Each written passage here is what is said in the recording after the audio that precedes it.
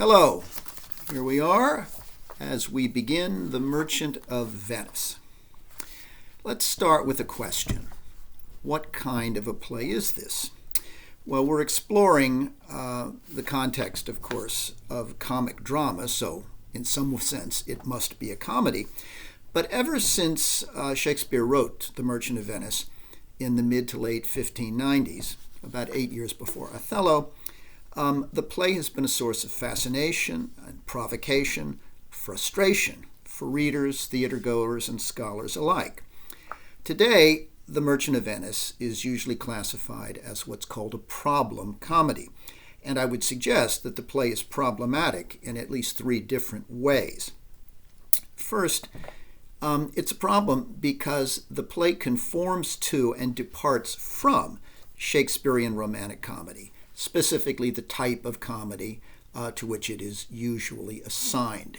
Now, it was written just a few years before Shakespeare produced a trio of classic romantic comedies about which one has absolutely no doubt generically.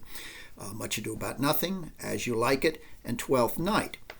If we consider what defines these plays as romantic comedies, it's clear that The Merchant of Venice fits some of those basic criteria as a romantic comedy, but departs from in others. In all four plays, we have a pair of lovers, in this case Bassanio and Portia, whose love is blocked by outside forces and requires the clever subterfuge and trickery of the female to be realized. Also, in all four of these romantic comedies, The Merchant of Venice included, this overcoming of barriers to the romantic lovers coming together also involves the woman's dressing as a man, and in the process challenging patriarchy. Okay? Portia does this when she pretends to be a lawyer. We find it done by Rosalind in As You Like It and others. Okay? Still, another hallmark of Shakespearean romantic comedy is the presence in all of them of a misanthropic figure, an individual who is angry, isolated, and seemingly incapable of becoming part of the social community. In As You Like It, Jockway is that figure. In Twelfth Night, that role is played by Malvolio.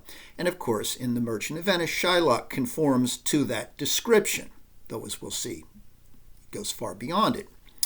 A third characteristic of Shakespearean romantic comedy is that there is a threat to the existing social order, but that threat is neutralized, allowing the lovers to come together and marry at the end of the play.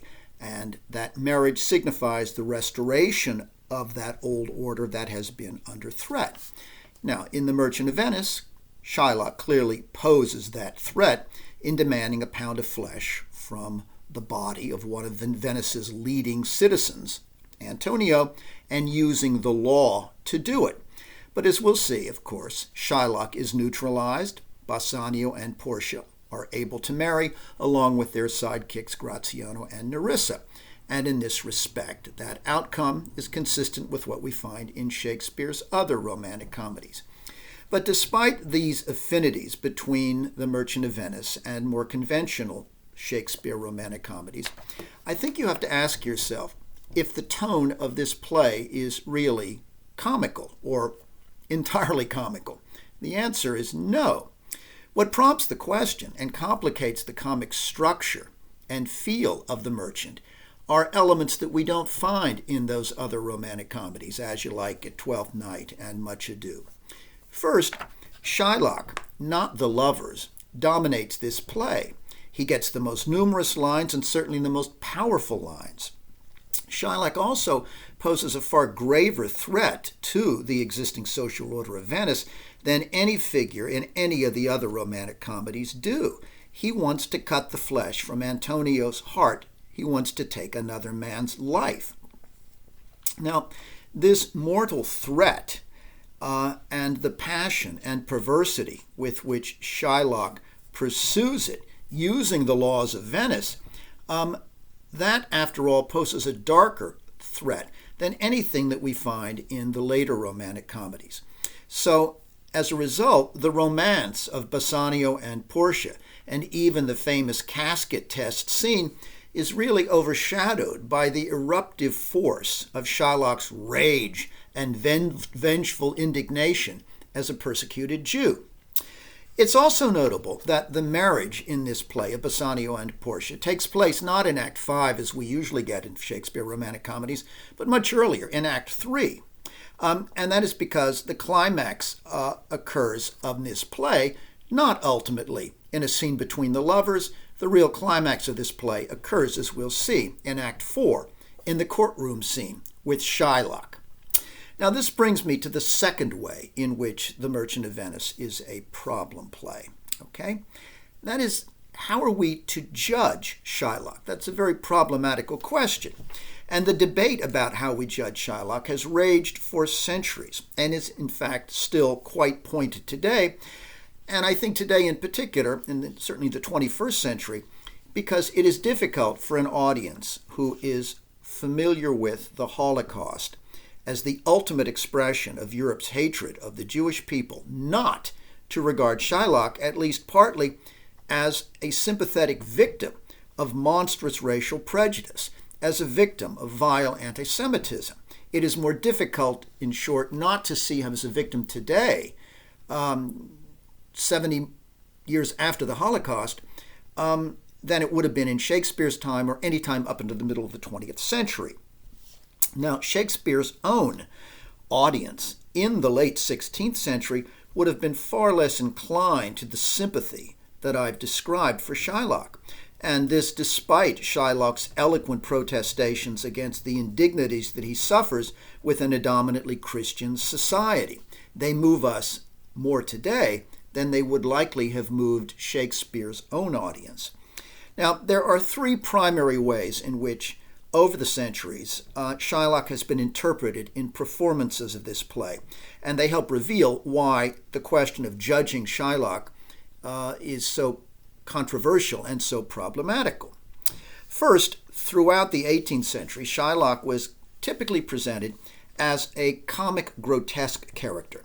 That is, a figure, a Jew, who is villainous but comical in his villainy. In short, a stereotyped Jew with a hooked nose and leering expression and crafty, avaricious manner.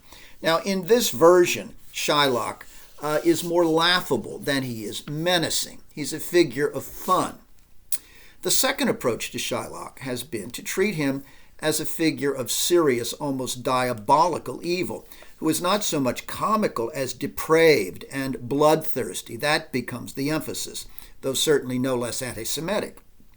In this interpretation, Shylock, in a sense, carries with him as a character all of the cultural baggage and mythology that Christian culture has projected onto Jews since the Middle Ages. Jews as the killers of Christ, Jews as the abductors and murderers of Christian children, Jewish women as seducers and killers of Christian men, all of these vicious and largely unfounded rumors that become myth. Now, these two interpretations of Shylock that I've just mentioned tended to dominate interpretations and productions until the early 19th century, when a new view of Shylock arose that has become increasingly common, I think, in 20th century productions and analyses of the play.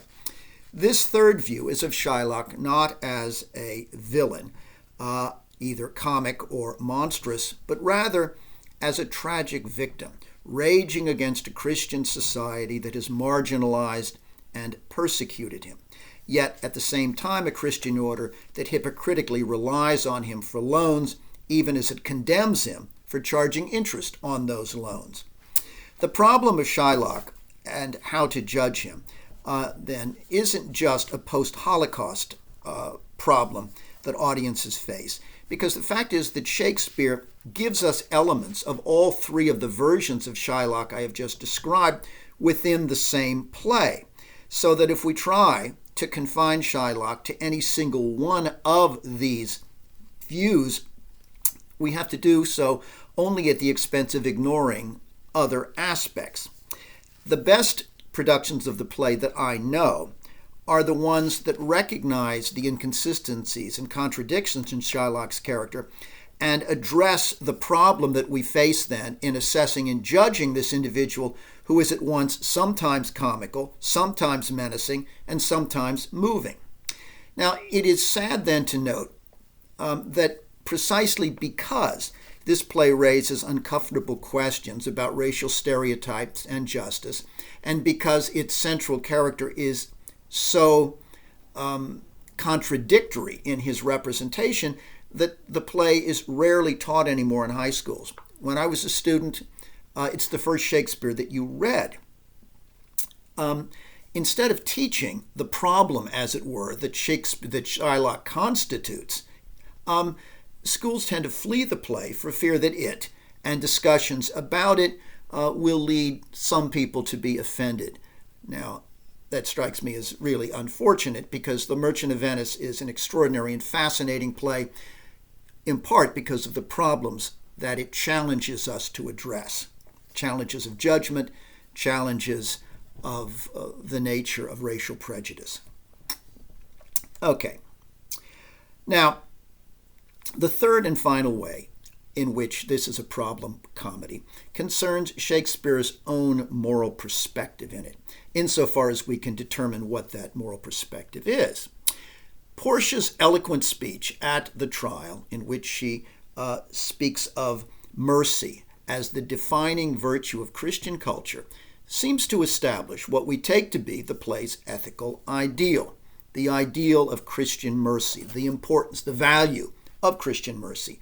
And yet, most readers would agree that though that may be what is posited, the fact is that the Christian society that Portia describes is not one that really shows mercy.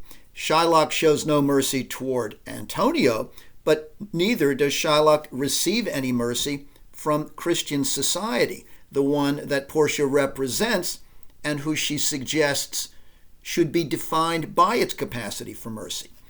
Now, this poses a problematical question about the restoration of the old order at the end of this play. That is to say, in this play, in which we find the Christian hierarchy of Venice now subduing Shylock, we must ask ourselves, is that Christian order and a return to it morally sound, as is the case in the other romantic comedies? Or is Shakespeare revealing that Christian order that has regained its footing and power by the end? Is he revealing the Christian order of Venice as essentially hypocritical and corrupt? Well, it's a question that we'll have to answer in considering the play. But I think it's clear that while The Merchant of Venice is technically and in many ways conforms to the formulas of Shakespearean romantic comedy, this is a play in which Shylock's character is too big for the play's romantic comic structure. He splits the seams. And yet, when you think of it, it is curious that the title of this play refers neither to Shylock, who dominates it, nor to the lovers Bassanio and Portia, whose plot makes it a romantic comedy. Rather, the titular Merchant of Venice, Antonio, is what the play is named for. Antonio, this wealthy and much-loved Christian, living in Venice, which in Shakespeare's time certainly was one of the wealthiest cities in the world. It was not just a military power, as we saw in the Venice of Othello, but Venice, of course, is also a capital of global trade on the coast, a city-state with colonies all around the Mediterranean. Now, Antonio's ships, as a trader, laden with goods, have over the years made him a very rich man. And yet, as the play opens, this prosperous man, this leading citizen in a powerful city, is unhappy. Indeed, he is depressed. Why? Well, as we turn now to the opening scene, we'll see, I think, that Antonio's character is almost as contradictory and elusive as that of his enemy Shylock. There's a mystery in his opening lines of the play that Shakespeare challenges us to explain. Antonio, speaking to Cesario and Silanio, says, I sooth, I know not why I am so sad. It wearies me, you say it wearies you, but how I caught it, found it, or came by it, what stuff 'tis made of, whereof 'tis born, I am to learn. And such a want, wit, sadness makes of me that I have much ado to know myself. Why is Antonio so sad? He has been sad for some time, it seems. Well, he can't explain it or understand it himself, so he certainly can't explain it to his friends. Now, Salerio and Silanio suggest possible causes for his sadness in an attempt to cheer him up, to talk him out of it. Other men might be depressed by anxieties over their ships at sea, but Antonio says he doesn't imagine disasters, doesn't imagine losses at sea, and even points out that because his fortune rests on the trade of several ships, because he has not put his entire fortune and goods onto one, he feels more secure. Now, you'll note that Salarino flatters Antonio by comparing his ships, which are among the richest in Venice, to smaller vessels, which he describes as petty traffickers, smaller traders. But Antonio's mind doesn't seem to be on his business interests. Whatever his source of depression seems to be, it doesn't appear to have anything to do with the movement or speculation of money. It may be so that Salerio says, if I were you, I should see the sandy hourglass run, and but think when I see that sands of the shallows and flats upon which my ships might become ribbed, and see them with their higher and lower ribs sticking out. Yes, I'd have nightmares if I had ships at sea like you, but no. Antonio says, believe me, no. I thank my fortune for it. My ventures are not in one bottom trusted, nor of one place, nor is my whole estate upon the fortune of this present year. Therefore my merchandise makes me not sad. Well then, what could it be? Well, you'll note that in the course of this, if Antonio's mind is not on business interests, Salarino then proposes another intriguing possibility. Why then are you in love? To which Antonio immediately says, fie. Oh, no, not love neither. Think about this. Antonio seems to dismiss this suggestion that he might be somehow sad about love very, very quickly. Fie, no. He doesn't want to consider that possibility. But can we believe him? Well, Antonio knows already at this point that his young friend, his dearest friend, Bassanio, wants to travel from Venice to Belmont to woo a woman, to woo a lady. Indeed, when Antonio and Bassanio meet, Antonio immediately, almost impetuously says, well, tell me, what lady is the same to whom you swore a secret pilgrimage that you today promised to tell me of? Yes, he is seemingly anxious about this information that Bassanio is going to disclose about a woman that he wants to woo. Now, I would suggest that Antonio wants to know because he feels a certain sense of anxiety about this matter, even a sense of dread about the prospect of his friend Bassanio going to woo this lady in Belmont. He pledges to support Bassanio on the journey with his fortune and even to risk his life for it, only after getting Bassanio to disclose the information. When Bassanio tells him that he, of course, has no money but wants to make this journey, he says, Antonio says, then do but say to me what I should do, that in your knowledge may by me be done. I am pressed to it. And when Bassanio explains, Antonio says, therefore go, try what my credit can in Venice do, that shall be racked even to the uttermost to furnish thee to Belmont to fair Portia.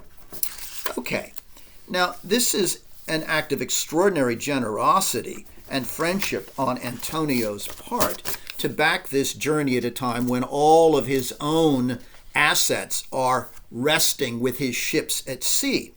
But if we want to know why he is doing this, and why he is so anxious to find out more about the journey that Bassanio wants to undertake, recall that in Antonio's very first speech, he had concluded by saying, I have much ado to know myself. I don't know myself. I don't know why I'm sad. I don't know myself in general. Well, what he doesn't know about himself, what he won't admit to himself, I would suggest, is the thing that has caused his sadness. And that is this. Many contemporary critics of the play have proposed, and I agree with them, that Antonio is a closeted homosexual who is depressed because he is in love with Bassanio, but of course cannot, within the heteronormative culture of Venice, act upon that desire. And the knowledge that Bassanio, the object of Antonio's desire, is now planning to pursue a woman can only deepen Antonio's depression, deepen it to the point that Antonio will be willing to borrow money from Shylock at the very risk of his life, as if Antonio doesn't really value his life anymore, as if he has lost his will to live. And again, I call your attention to the fact that in the very first speech, when he describes his sadness, we know Antonio was already aware that Bassanio plans to pursue a woman. Now, you'll note that Antonio does not react to Bassanio's announcement of his attempt to pursue Portia with jealousy, but rather reacts with a kind of reckless willingness to do anything for the young man that he loves. And also, I would suggest, with a certain disregard for his own life.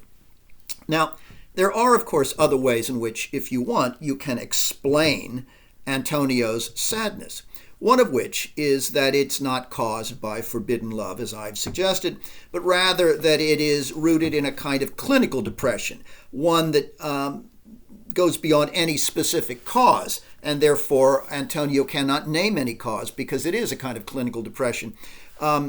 You'll note, for example, that in the course of the conversation, he makes a remark that hints at this a little bit when, in describing it elsewhere, he says that there is nothing in particular wrong, but that he feels as if he was in some way assigned a role in life, which is inevitably a role of sadness. As he puts it, I hold the world but as the world, Graziano, a stage where every man must play a part, and mine a sad one. The implication being that there is nothing that he can do to overcome this sadness because of the fundamental aspect or nature of his character. Now, whatever cause we attribute to Antonio's sadness, it's obviously a serious one. It's been going on for some time, and it helps to explain why Antonio was willing to accept the ghastly terms of Shylock's bond for lending him the money, so that he can then allow Bassanio to travel to Belmont and pursue Portia. Now, let's consider Bassanio's ambition in doing this now. Why is he so determined to make this journey? Is he primarily a fortune hunter who is after Portia's money, wealthy woman that she is, having squandered his own inheritance on a profligate lifestyle? Or is Bassanio motivated primarily by love for a woman he has seen just once? Well, Bassanio mentions both the money and the love to Antonio in proposing his journey. On the one hand, he says, my chief care is to come fairly off from the great debts wherein my time, something too prodigal, has left me gauged, okay? How to get clear of the debts I owe, that is a major concern. To which Antonio says, well, my person, my extremis means all lie unlocked in your occasions. Yes, okay, I'll do anything I can to support you in your attempt to get back money or to somehow recoup your debts, which Bassanio says are his chief care. And yet, ironically, although he's in debt, Bassanio is borrowing more money in an attempt to win Portia and her fortune so that he can pay off his old debts. He compares this risky venture of borrowing money to try to recoup money to Jason's pursuit of the Golden Fleece, because he too, Portia being the Golden Fleece, because he too, like Jason, knows that he is going to be undergoing a dangerous series of tests. But he justifies borrowing Antonio's money to claim the money that he is seeking by comparing it to something he did as a boy, shooting an arrow from his bow in the same direction as the one that he had lost, hoping in the process of shooting it in that direction to find the one that had been gone, to retrieve them both. Obviously, someone who can speculate like that and who can take that kind of chance by borrowing money to try to get out of debt is obviously a risk taker. And indeed, it's a good thing in a sense that Bassanio is, because he is about to enter an extremely risky competition at Belmont in order to try to win Portia. It's also easy to see, given his risk-taking nature, why Bassanio can say, speaking of his own financial state, "I have disabled my own estate." That is to say, I have lost my money, and it's obviously come through undisciplined, risky investment, so it seems, or a rather risky treatment of money, as well as a rather youthful prodigal lifestyle. Now, Bassanio tells Antonio that when he first saw Portia, the one and only time they ever met years before, he had a premonition that he would succeed if, in fact, he could court her. But what is this premonition based upon? He tells Antonio that, "Oh, Antonio, had I but means to hold a rival place with one of the suitors, I have a mind presages me," that is, prophesies to me, such thrift that I should questionlessly be fortunate. Now, note that this idea that he will be fortunate seems to have come to him because of a moment in which he saw Portia, and in which we discover that he is not simply motivated by financial need, but also is motivated by what he feels is love for her, love in which he explains. He says, "In Belmont is a lady richly left, and she is fair and fairer than that word of virtues, of wondrous virtues. Sometimes from her eyes I did receive fair speechless messages. Her name is Portia." Now, this seems to be an instance, as he's describing it here from the past, of love at first sight. And indeed, Portia will confirm that it was love at first sight, a moment in which Bassanio seemed to see his future with Portia. And this seems to explain his premonition of good fortune, of success, that he describes to Antonio. It seems to be a premonition that came to him through her, quote, speechless messages from her that seemed to declare her love for him and also gave him confidence that they were meant somehow to be together. Now, I would suggest that you keep that phrase that he uses, speechless messages that he thinks he received from her, in mind, because when we get to the casket scene in Belmont, it's important to remember that Portia is not going to be able to give him any speechless messages or verbal messages. She is, in fact, sworn by an oath to her father that she will refrain from giving any of the suitors messages at all. Now, Bassanio's description of what their shared silent gaze of love meant is an instance of what is called, certainly in the medieval and Renaissance times, eye love. It was thought that when lovers exchanged gazes, invisible beams were emitted from their eyes simultaneously, and these invisible beams entwined. Well, we turn now to scene 2 at Belmont, in which we open with Portia's lament. She too is sad, and in doing so, and in expressing that sadness at the start of the scene, she obviously echoes and runs parallel to Antonio in scene 1. "By my troth, Nerissa," she says, "my little body is aweary of this great world." Portia's sadness, though, we soon realize, is not nearly as severe as Antonio's, and it has, unlike his, a very specific, a very explicit cause. Portia feels sad because she is powerless to choose a husband on her own. She is instead bound to the casket test that her late father has arranged to select a husband for her. Portia's frustrated not just by her lack of agency here, but she is also worried about the outcome, in which she refers to this lottery of my destiny. That is to say, she fears that the casket test is merely a matter of random chance, that the outcome, her husband, is going to be determined by chance, thus the word lottery.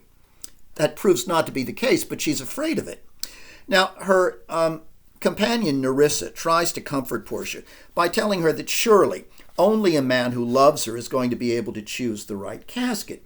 3 chests of gold, silver, and lead, whereof who chooses, his meaning chooses you, will no doubt never be chosen by any rightly, but by one who shall rightly love. Nerissa has a feeling that the father has somehow arranged it, that the right man will make the right choice and marry Portia.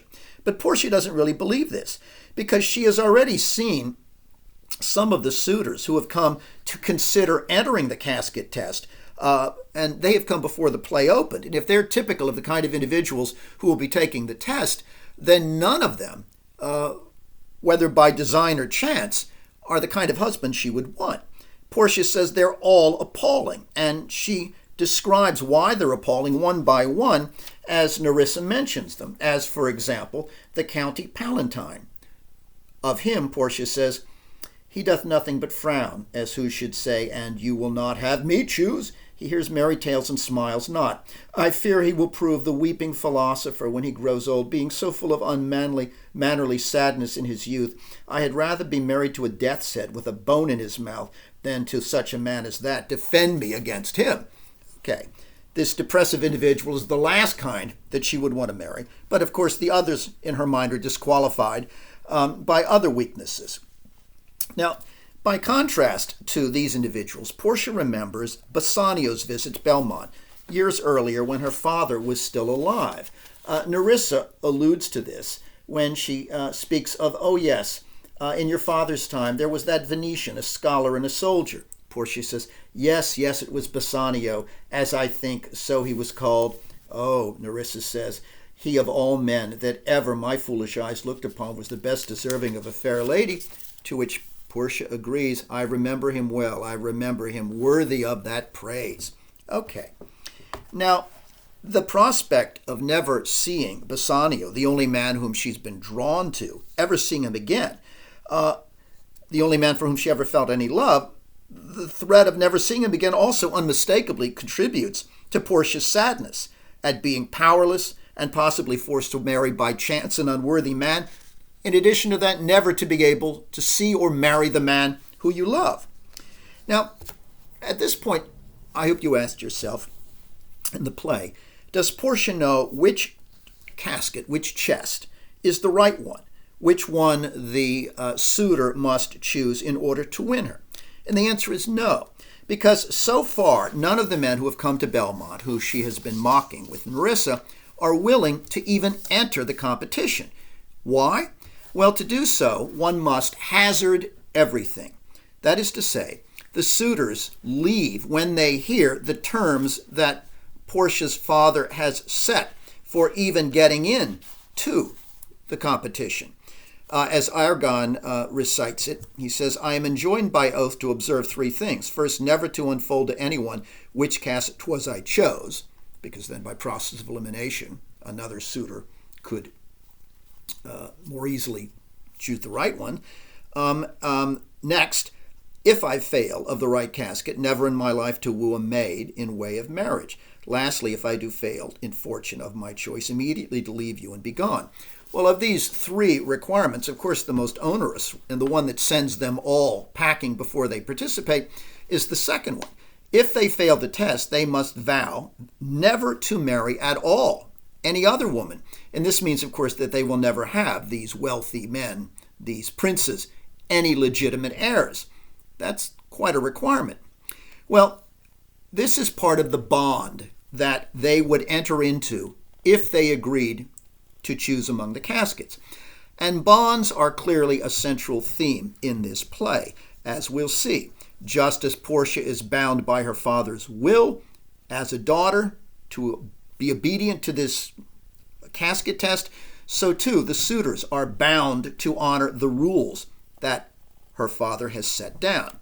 Bonds can be legal, as we'll see with Antonio signing a bond with Shylock, or they can be familial, or they can be bonds that link children to the wishes of their parents, which is the case, as we'll see, certainly with Portia and her father. There are also bonds of friendship, as we have seen, that hold people together, Antonio and Bassanio in particular. Now, all of these bonds, be they legal, familial, or bound up with friendship, all of these bonds are painful in different ways. But as we shall see, bonds can also sometimes be broken, but only with very serious consequences on the own for breaking them. Portia is not willing to break her bond with her father. And she does so not because she is bound by law to obey, but primarily because she does not wish to violate the wishes of the father who she seemed to have loved. Nerissa says, "You should refuse to perform your father's will if you should refuse to accept the man who chooses the right casket." And Portia agrees. Yes, that is what I must abide by. Unhappily, she is unwilling to disobey that. Now, just as Portia and Antonio are linked by their shared weariness with life, by their sadness in differing degrees, they are also alike in that they are both under bonds in Act 1. Portia to her father, and Antonio, as we're about to see, to Shylock. Well, consider how this latter bond with Shylock is forged. Our first impression of Shylock in the play is certainly off-putting. When Bassanio comes to him on Antonio's behalf about the loan of 3,000 ducats, consider our first introduction to the Jew. 3,000 ducats. Well, Shylock says, thinking about it, Antonio shall be bound. Ah, yes, Antonio shall be bound. Well, 3,000 ducats for 3 months and Antonio bound. Yes, you know? My meaning in saying Antonio is a good man is to have you understand that he is a sufficient man. A man is, notwithstanding, yes, sufficient. 3,000 ducats. I think I may take his bond. But then when Bassanio says, well, then good, we'll seal it at dinner. Will you dine with us? Shylock says, yes, to smell pork, to eat of the habitation which your prophet of the Nazarene conjured the devil into. Christ conjured the devil into a pig. I will buy with you, sell with you, talk with you, walk with you, and so following, but I will not eat with you, drink with you, nor pray with you. Now, throughout this first scene, Shylock seems crafty, cunning, suspicious, and rather off-putting in his refusal of Bassanio's hospitality, even though Shylock later accuses Christians of showing him no hospitality. Well, as he weighs the offer, the request that Bassanio makes for the loan of 3,000 ducats to Antonio, as Shylock weighs that, we sense that he may have something private going on in his mind that he isn't telling Bassanio, particularly in his repetition of that word sufficient to describe Antonio. Sufficient in one sense, in that Antonio is a solvent man, but sufficient seems also to suggest privately for Shylock that Antonio is somehow sufficient for or right for the kind of revenge that he would like to exact. A revenge, though, that he has not yet in any way defined in his own mind. Some kind, though. Indeed, Shylock conceals from Bassanio in this conversation his destructive hatred or his desire in some way to subvert Antonio, all under the guise of contemplating a business deal.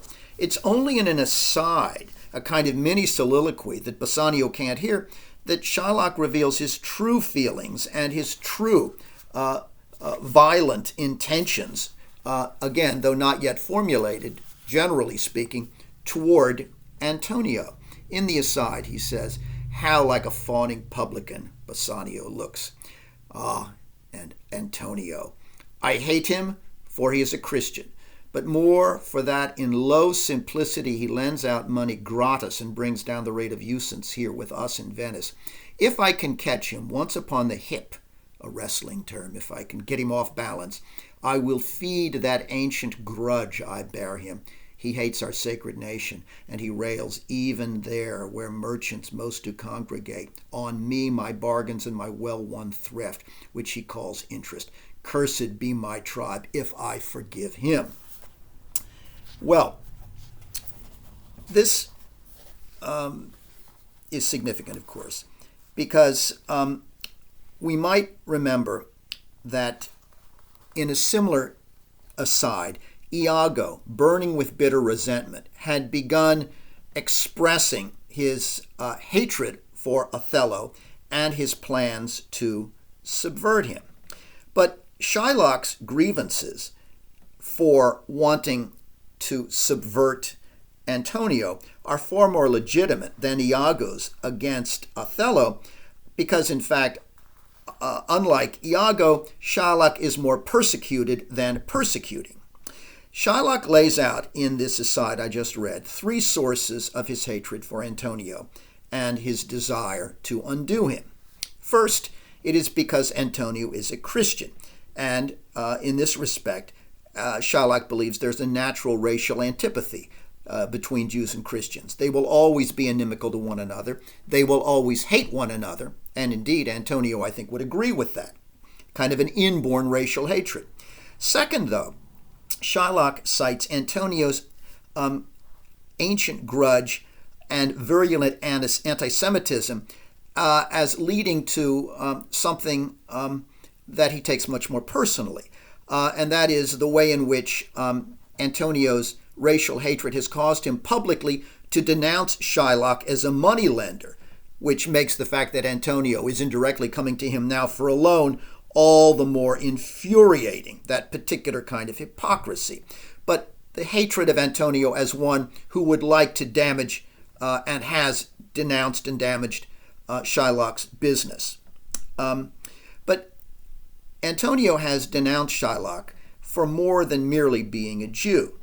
Specifically, he has, as Shylock notes, denounced him for the practice of charging interest on loans, which is called usury, okay?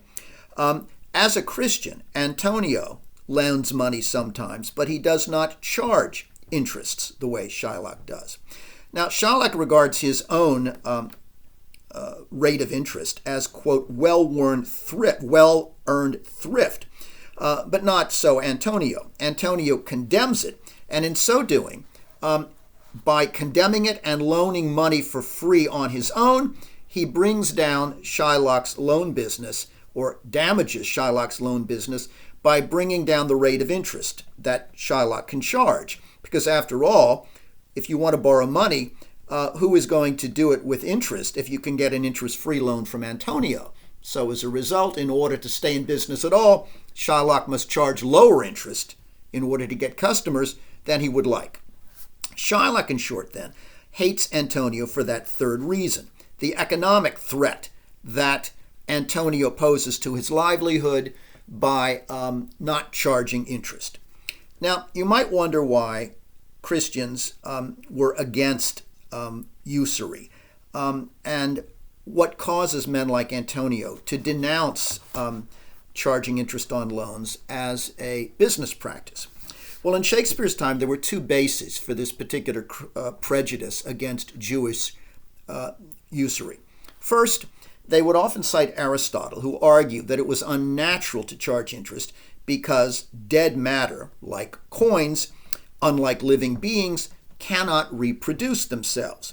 Now, Antonio is in fact going to allude to this Aristotelian argument against usury when he refers to Shylock making, quote, barren metal breed.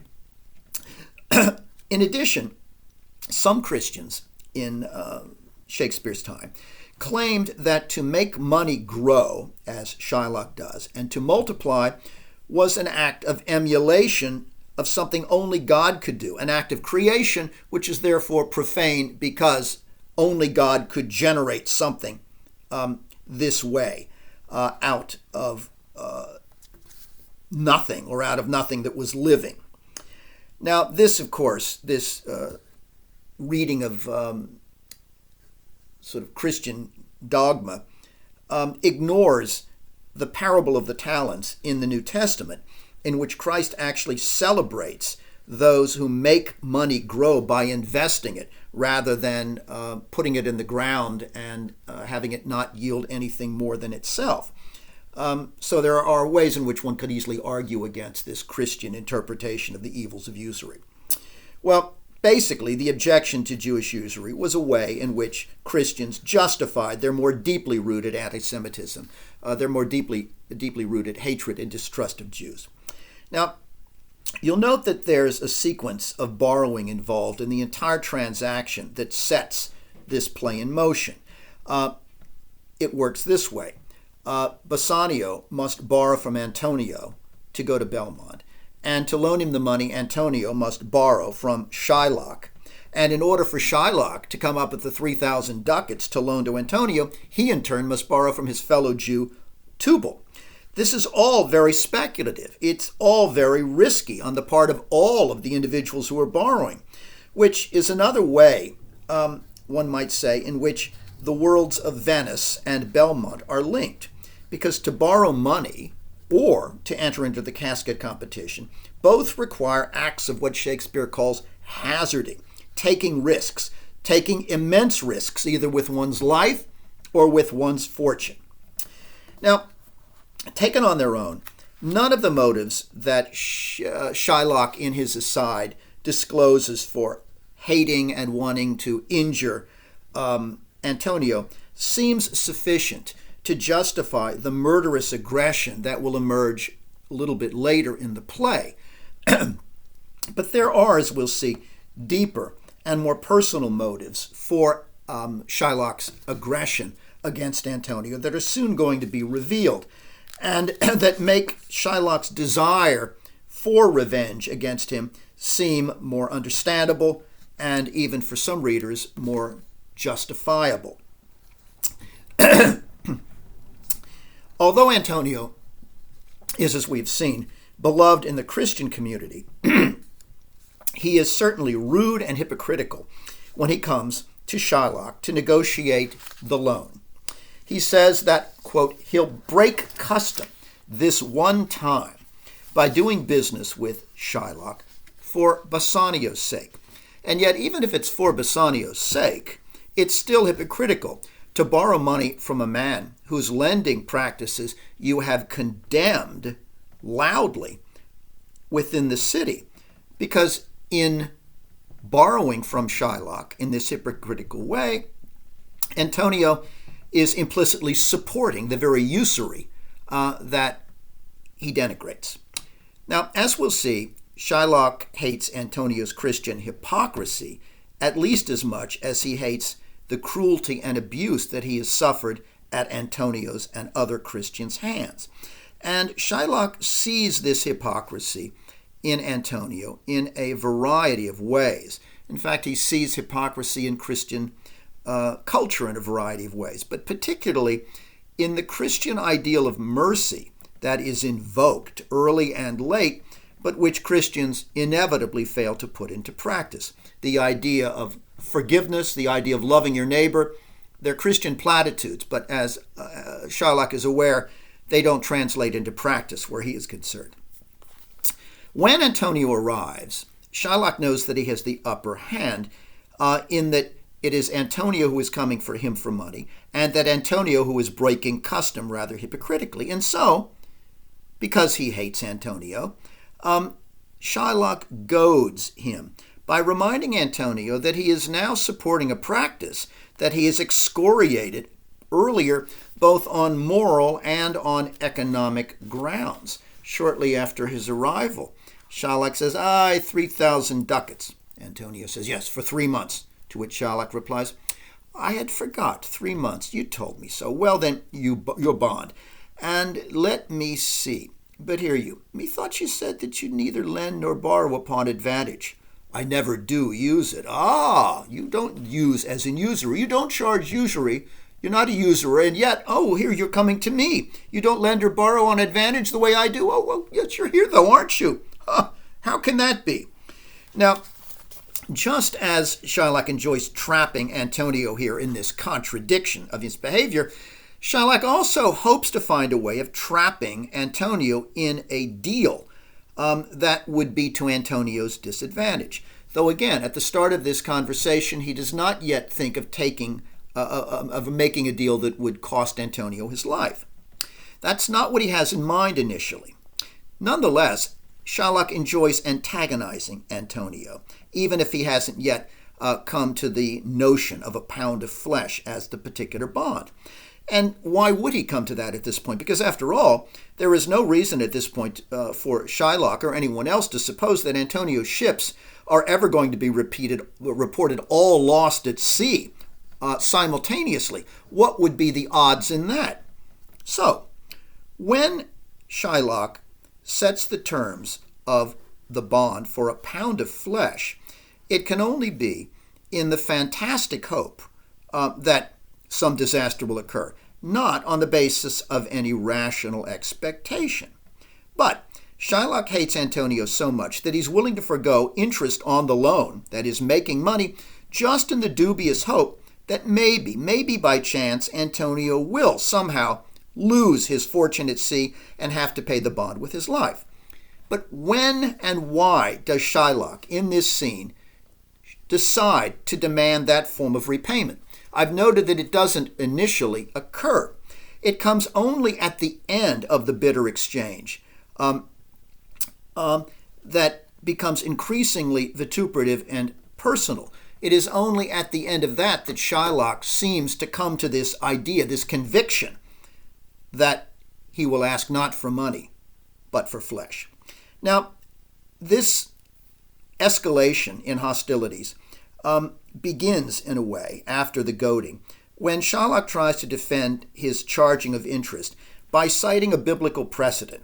The story of Jacob in the Old Testament, who used a striped branch or stick in which he had partly peeled off the bark to yield an increased number of striped lambs that he was told he would receive from the newly born herd.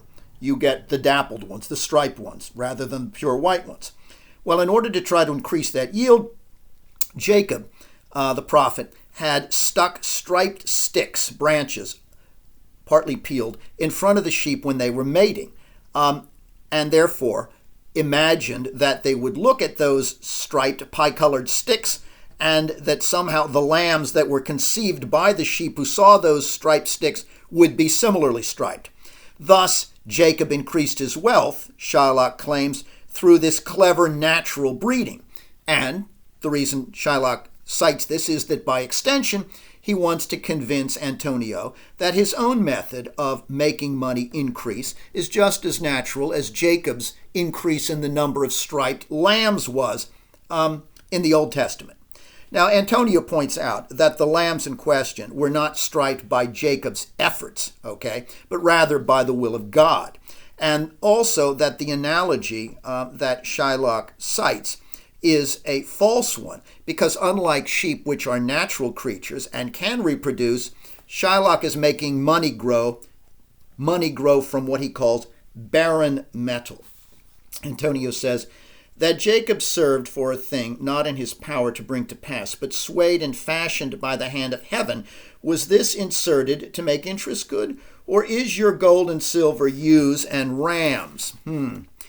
Shylock, I cannot tell, I make it breed fast, which Antonio replies, mark this, Bassanio, the devil can cite scripture for his purpose. An evil soul producing holy witness is like a villain with a smiling cheek. Now, this is the first of many instances in the play where a Christian will refer to Shylock as a devil. In this instance, the devil can cite scripture. Later, the fool Lancelot, Shylock's servant, speaks of Shylock similarly as a devil. The Jew, my master, who God bless the mark, is a kind of devil. And still later, we find Salanio looking at Shylock in the street and saying, here comes the devil and the likeness of a Jew. Now, this is again a common European cultural Christian prejudice. that the Jew is not simply evil, avaricious, but also somehow in league with the devil. Now, in response to Shylock's biblical precedent, then, Antonio not only refutes it, but specifically accuses Shylock of being a hypocrite. That is, a villain who, he says, uses religion to disguise his greed. Just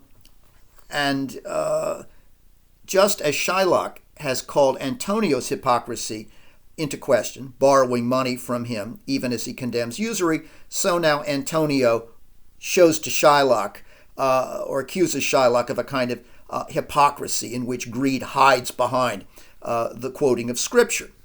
Ironically, then, these two men who hate one another so viciously actually have much in common, besides their hatred for each other. After all, they are at times both hypocritical, but they are also both rich, both lonely, both deeply discontent, and both borrowing money to make this deal happen. Well, the escalation of hatred in this conversation between Shylock and Antonio leads to the key moment, one of the key moments in the play, in which Shylock seems to formulate the shocking bond of the pound of flesh. Irritated at Antonio's repudiation of his biblical precedent, and clearly outraged at being called a devil, Shylock reveals the deepest and most corrosive source of his hatred for Antonio and his desire for revenge. And this is a more personal one than the ones he had noted in the earlier aside. This, he speaks openly. Signor Antonio, many a time and oft in the Rialto you have rated me about my moneys and my usances. Still I have borne it with a patient shrug, for sufferance is the badge of all our tribe. You call me misbeliever, cutthroat dog, and spit upon my Jewish gabardine, and all for use of that which is mine own. Well, then, it now appears that you need my help. Go to, then. You come to me and say, you Shylock, we would have monies from you, and you say so. You that did void your room upon my beard, and set your foot and spurn a stranger cur over the threshold yesterday, now you want my money today. You spit upon me. You spit on my Jewish gabardine. You called me dog, and yet now you want my help. Well, after the initial presentation of Shylock as a man driven by racial hatred and avarice, suddenly the personal testimony in this passage comes in a way that allows Shakespeare suddenly to establish grounds for our sympathy for Shylock and to gain a much clearer understanding of the sources of his deepest hatred and aggression. To be spat upon by this man, be called a dog. Antonio's response to Shylock's grievance here confirms the very mistreatment that Shylock has described, seems in some way to legitimize Shylock's grievance, and pushes Shylock a moment afterward to formulate the shocking terms of the bond that he had not formulated at the start of the conversation. This is Antonio's response. Shylock says, Fair sir, you spat on me Wednesday last, you spurned me such another time, you called me dog, and for these courtesies I'll lend you thus much monies. Is that what you want me to do, Antonio?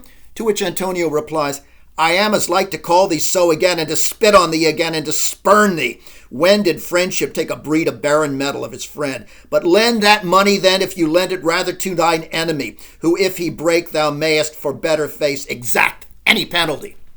Okay, but the penalty is not yet clear. Any penalty. Well, note that this sets Iago off.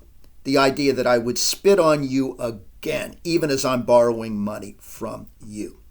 Thus, Shylock offers him, immediately after this outburst, after this confirmation of Shylock's grievance, he offers Antonio a loan without monetary interest, but instead for a pound of Antonio's flesh.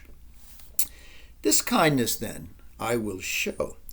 Go with me to a notary, seal with me there your single bond, and in a merry sport, if you repay me on not such and such a day, in such a place, such sum or sums as are expressed under the condition, let the forfeit be nominated for an equal pound of your fair flesh, to be cut off and taken. In what part of your body pleaseth me? Shylock's offer is not just a threat to Antonio's life, but it is also a mockery of Antonio's claim that Jews care only about money. Essentially, he's saying, look, I'm lending you 3,000 ducats without the possibility of any financial profit on my part, the thing that you think we greedy Jews always want and care about more than anything else. No, I won't charge you any interest of that kind. But almost as shocking as the bond that Shylock proposes here is the readiness with which Antonio immediately, almost eagerly, accepts it. He seems to care nothing for his own life. It's almost as if in his melancholy state he wants to die, because his response is, content in faith, I'll seal such a bond and say there is much kindness in the Jew for making it. Well, he's being deeply sarcastic, of course. But no less troubling than Antonio's behavior here, seizing this ungodly agreement, no less troubling than that in the scene, is Shylock's combination of murderous aggression in forming the bond and his hypocrisy in describing it. Having accused Antonio rightly of Christian hypocrisy in coming to him for a loan after condemning usury, consider what Shylock says in response to Antonio's sarcastic claim that, oh yes, this is kindness in the Jew. This is a Jew's idea of kindness. Shylock, picking up on that, says, really, when you think of it, what should I gain by the exaction of this forfeiture? A pound of man's flesh taken from a man is not so estimable, profitable neither, as flesh of muttons or beef or goats. I say, to buy his favor, I extend this friendship. If he will take it, so; if not, adieu. And for my love, I pray you wrong me not. If you want it, fine. Please don't wrong me. I'm a friend. I present this, after all, as an extension, as a gesture of friendship. Well, this is, of course, this bond, not an act of friendship on Shylock's part, quite the opposite. And his dismissal of the pound of flesh as valueless is also dishonest and a kind of lie. Because if only he could get it, it would mean everything to Shylock. It would gratify Shylock far more than any fortune could. Later, Shylock again behaves hypocritically, we'll see, in agreeing to dine with Bassanio after the signing of this bond, something that he said he would never ever do with Christians, where he feels they would certainly mistreat him and make him smell cooking pork. Well, now he does. Now, just the faint possibility of succeeding in this improbable bond is, as I noted, when Shylock becomes enraged, enough for him to make it, even though he's not going to make any money off it. Shylock knows that Antonio's investments are diverse, that he's a wealthy man, and he knows that those investments seem secure. But Shylock also knows that nothing is certain in matters of financial speculation in Shakespeare's time or ours. Men like Antonio in Venice and men like him, merchants in London, another great trading center, did grow rich as venture capitalists, as traders internationally, but they also sometimes suffered terrible losses. Shakespeare, remember, was himself an investor in the Globe Theater at a time when it was risky because permanent theaters were just getting built in the city, whereas before they'd been outlawed. It was a risk. As an astute businessman, then, who was familiar with financial speculation as a risk-laden means to profit, Shakespeare understands that the kinds of reversals that it appears Antonio is going to suffer really did occur. All right, as we turn now to Act 2, consider how the play is preoccupied with racial and ethnic stereotypes. Shakespeare is fascinated by them. He examines them. At times, he seems to perpetuate them. At other times, however, he seems to challenge and even overturn them. Well, as a Jew, Shylock sometimes then conforms to the stereotypical image of the Jew in the cultural mind of Christians, a figure who is possessive, stingy, crafty, and greedy. Lancelot, his servant, certainly views him in this way as a kind of greedy hoarder.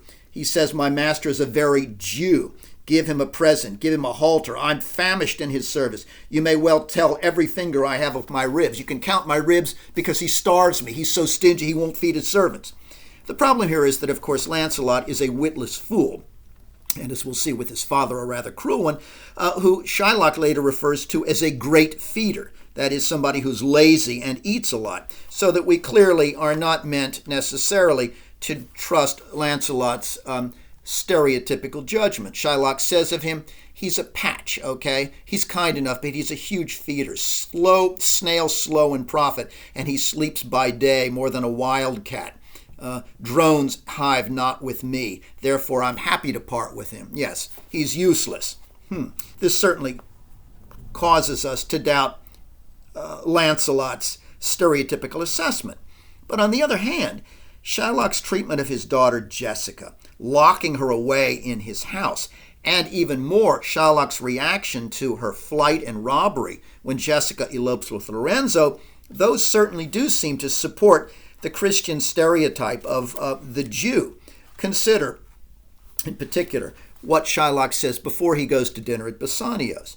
Hear me, Jessica. Lock up my doors, and when you hear the drum and the vile squealing of the wry-necked fife, because there's going to be a procession during this time in Venice, then clamber not you up to the casements, nor thrust your head into the public square to gaze upon Christian fools with varnished, painted, masked faces. Yes.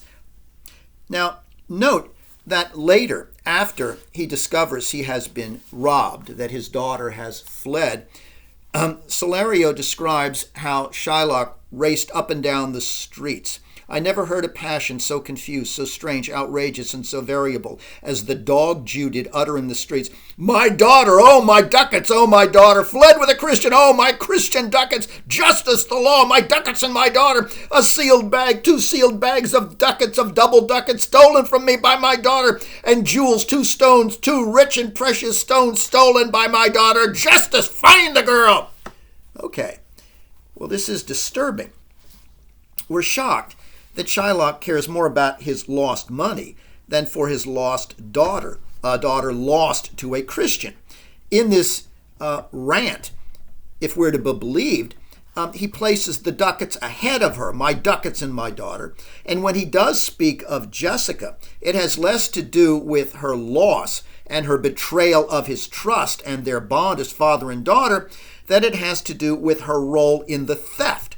Indeed, at times, we're appalled that this individual who has been robbed responds to the robbery so callously, particularly when he's speaking to Tubal, who reports that he has heard of some of the money and some of the gems turning up when Jessica sold them. Shylock says, a diamond gone cost me 2,000 ducats in Frankfurt.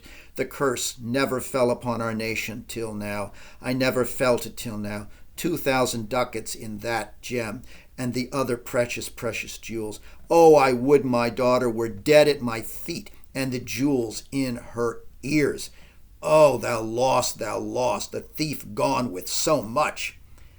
Okay, well, clearly, this is appalling. But throughout the play, at just such moments as these, when Shylock seems most repugnant, when he seems to live down to the grotesque cultural cliche of the greedy, avaricious Jew, Shakespeare does something. He suddenly then shifts direction and not only individualizes Shylock, quite distinct from the stereotype, quite distinct from the ethnic portrait, but he also, in doing so, makes us aware of how deeply human Shylock is and how much he is suffering. Consider the way Shakespeare produces this pivot and makes us shift ourselves suddenly between disgust and sympathy in this same scene when Shylock hears from Tubal that there's a report Antonio's ships have sunk and that indeed this creditor of his is now ruined. Shylock says rather appallingly when he hears that Antonio's creditors report that they swear he cannot choose but break, that he is bankrupt, to which response we get from Shylock, "Aye, I'm very glad of it. I'll plague him. I'll torture him. I'm glad of it. Yes." Okay, this delight in another man's financial misfortune, even if he's your enemy, seems excessive and seems in many ways to conform to the notion that we have seen of the Jew as regarded by the Christians as, sort of irremediably greedy and cruel. But note that this robbery has done something else. It has intensified Shylock's need for vengeance on the Christian community at large, which has celebrated the robbery that he has suffered. Shylock is aware that indeed the Christian community has been delighted at his losses. So he's delighted at Antonio's losses, not just on Antonio's behalf, but because he sees it in some way as a blow to the entire Christian community that mocked him as he ran in the streets, calling for the law in the face of his own losses. So given this, then, I think we realize that at this point in the play, quite beyond Shylock's personal hatred for Antonio that runs very deep, Antonio has now also become, as a Christian at this moment, a scapegoat for Shylock's contempt for the entire Christian community of Venice that he feels is responsible for robbing him and mocking him for protesting that robbery. His glee at Antonio's misfortune, however, when he says, "I'm glad of it, I'll plague him, I'll torture it," that glee is nonetheless deeply disturbing because in some ways it verges on the sadistic, even on the inhuman. It seems to feed into the myths of Jews as devils and monsters. Okay, we've seen moments like this with Shylock before, but then consider the pivot. Tubal mentions a ring that was part of the stolen goods, and suddenly Shakespeare shows us a different, individual, humane side to Shylock.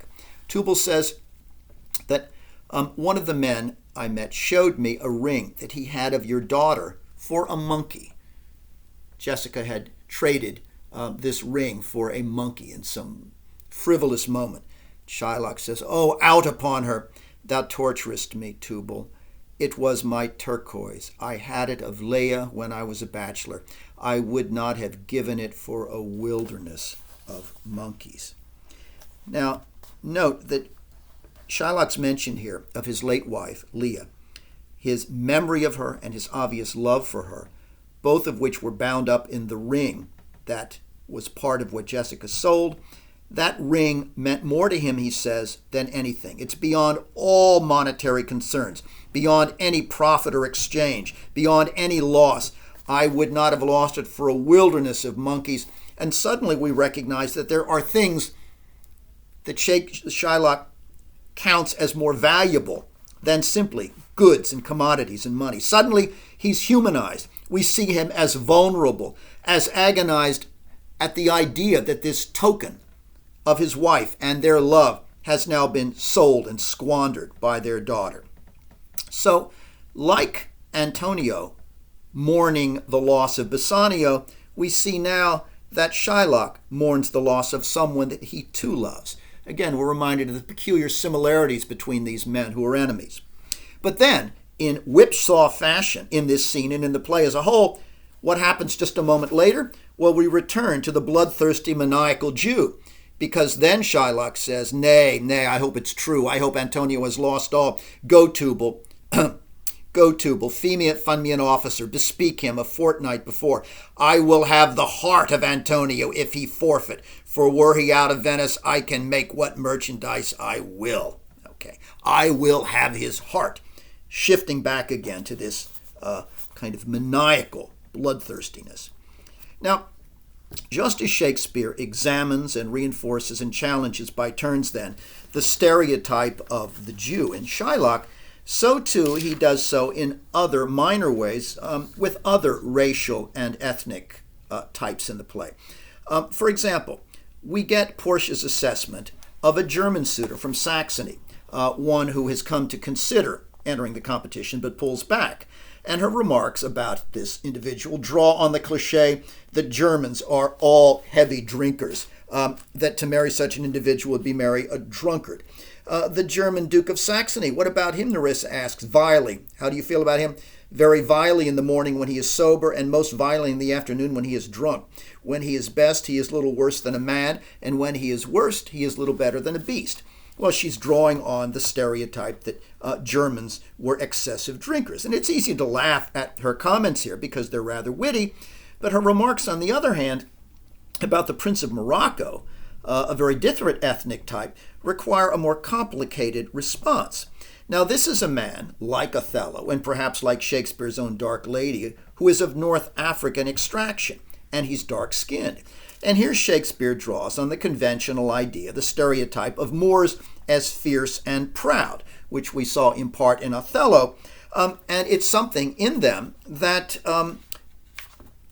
Portia recognizes and praises. When she's speaking to the Prince of Morocco, she said, "Yourself, renowned prince, you stand as fair as any comer I have looked on yet for my affection." And she seems to be sincere about it. She's impressed by this individual who can say, "I would o'erstare the sternest eyes that look, outbrave the heart most daring on earth, pluck the young suckling cubs from the she-bear, yea, mock the lion to win thee." All right. He's impressive. She appreciates it. And yet, when Morocco makes the wrong choice, Portia says immediately afterward, not to him, but to Nerissa, that she hopes, quote, that all of his complexion will be similarly unsuccessful. And by that she means his complexion, not just his disposition, but more explicitly, his dark skin complexion. Well, Shakespeare's fascination with interracial romance and marriage is also evident in the Lorenzo-Jessica relationship, which entails, of course, the betrayal and robbery of Shylock, a robbery that gratifies some readers and probably theatergoers in Shakespeare's own time, but troubles others, I think, particularly in our own. But consider Jessica's situation, because it's rather complicated. She is a young woman who is trapped by her suspicious, possessive father, kept in the house, and told not only to keep the doors locked, but not to look out the windows at the Christians in the streets in their parade. And unfortunately, she is clearly to be kept from any association with Christian men, even though she's obviously met on the sly Lorenzo. She is, in short, Jessica, unhappily bound to Shylock's paternal will, just as Portia is bound to the will and the wishes of her late father in his decree of the casket choice. Now, in this sense, then, Portia and Jessica are clearly meant to seem alike, but they are also foils for one another, that is, contradistinguished from and illuminating one another by their differences because of a signal difference in their response to the paternal bond under which they operate. Portia honors hers, even though she finds it painful, while Jessica breaks her bonds with Shylock. Not only doesn't stay away from the windows and keep the door locked, but instead flees out a window, robs Shylock in the process, and goes off to marry a Christian man.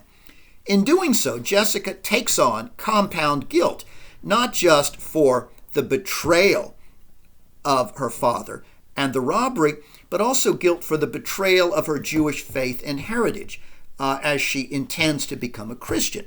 Jessica feels this guilt, indeed, even before she flees with Lorenzo, disguised as a boy. She knows in some way that she will regret what she has done. She says, "Alack, what heinous sin is it in me to be ashamed to be my father's child? But though I am a daughter of his blood, I am not of his manners. O Lorenzo, if thou keep thy promise, I shall end this strife, become a Christian and thy loving wife." What does Jessica mean when she refers to manners as opposed to blood? She says, "I am of my father's blood, but not of his manners." Well, the implication is that for her, Jewishness isn't so much a matter of heredity and birth as it is a matter of a certain kind of behavior. She would like to believe that, but it contradicts in a curious way both what the Jewish and Christian communities regard as inherently Jewish. They see Jewishness as intrinsic, indelible, not something that is socially constructed by manners or behavior the way Jessica does. Can a woman who is born a Jew ever really be a Christian, even if she technically converts? Or will she always be the racial other in some way in the eyes of the Christian world and perhaps even in her own? It remains an open question in this play that I think we'll come back to. But ironically, while Jessica plans rather guiltily to betray her father and convert to Christianity, ironically, Lorenzo's attraction to her seems to lie in her very racial and religious difference. Lorenzo seems to fetishize Jessica's Jewishness, which makes her exotic and alluring. Consider the scene in which they're just about to elope by joining a parade of maskers in which Jessica is going to dress in costume as a boy, while Shylock is away from the house, you remember, dining at Bassanio's. This is her opportunity.